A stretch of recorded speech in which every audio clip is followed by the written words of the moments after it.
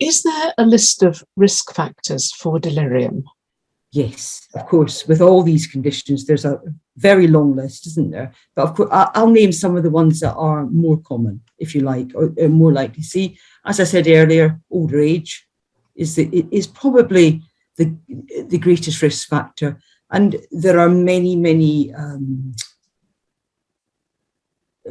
contributing factors, not least because we think our blood-brain barrier gets less, has less integrity within older age. And so noxious substances are much more likely to penetrate the brain the older we are. So older age is a risk factor. Severe infection is a risk. And sepsis and septic shock can often present with delirium. There's a bit of a confusion in the language, in that some of the sepsis language calls it encephalopathy.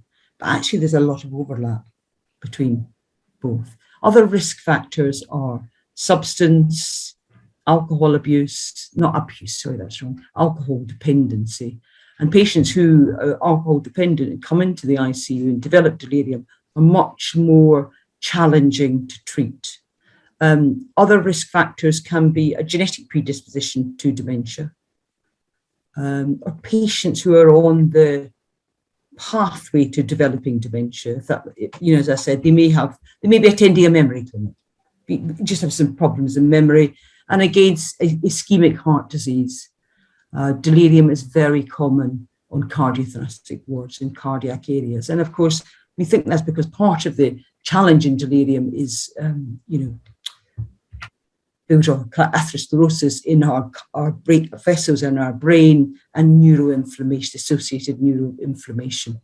Interestingly, treatments like statin we think they work, and instinctively we think they work, but the evidence is still lacking.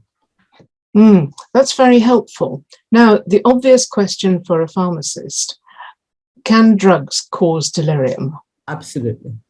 And in fact, a lot of literature over the past 10 years is focused on drugs that cause delirium, not just in the intensive care, I have to say. In fact, on social media, I've seen a couple of colleagues recently, a number of drugs have what's called an anticholinergic burden. And in simplest terms, the higher the anticholinergic burden, the greater the risk of delirium, constipation, confusion, falls.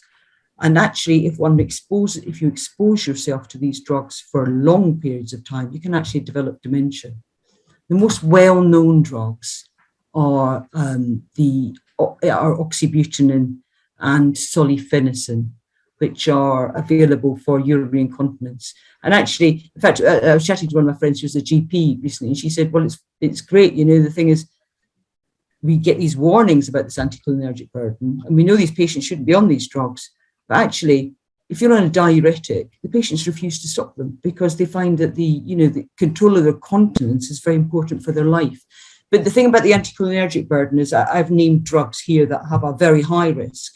What will often happen is patients are on a number of medicines that have a low risk, added together as a high risk. And that's why polypharmacy in the elderly increases massively this anticholinergic burden. So that reducing the anticholinergic burden reduces the risk of delirium. And you may see in the acute setting patients coming in having had falls or complaining of constipation. In fact, I work partly on a neuro ICU, and I've seen some patients recently coming with subdural hematomas, which are, as a consequence of quite drastic falls. And they've been on drugs, 3 or 4 drugs with this high anticholinergic burden. This is more of a risk for our older patients. And we think this is again because of the blood-brain barrier being less intact. So the risk is higher as you get lower.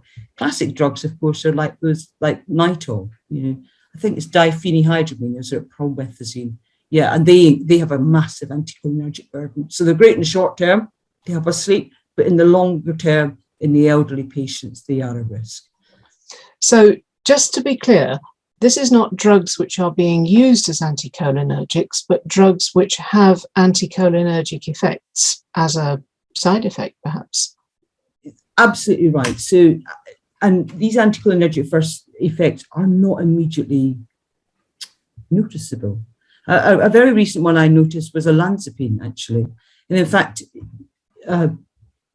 people listening to this who work in ICU will recognise that actually we use low dose olanzapine to treat delirium. In actual fact, it actually has a reasonable anticholinergic burden. So there's not much evidence that actually helps delirium, but there's even more evidence that it's showing now that it harms it, or not harms it, but may trigger it.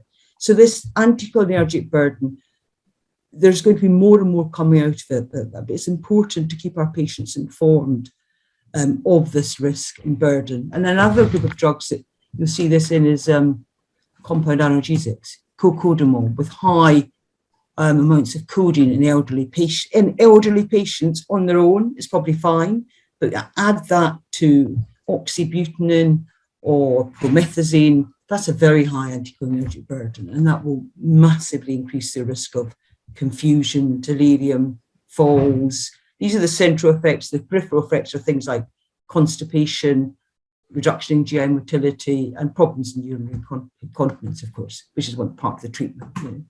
Urinary retention goes the other way.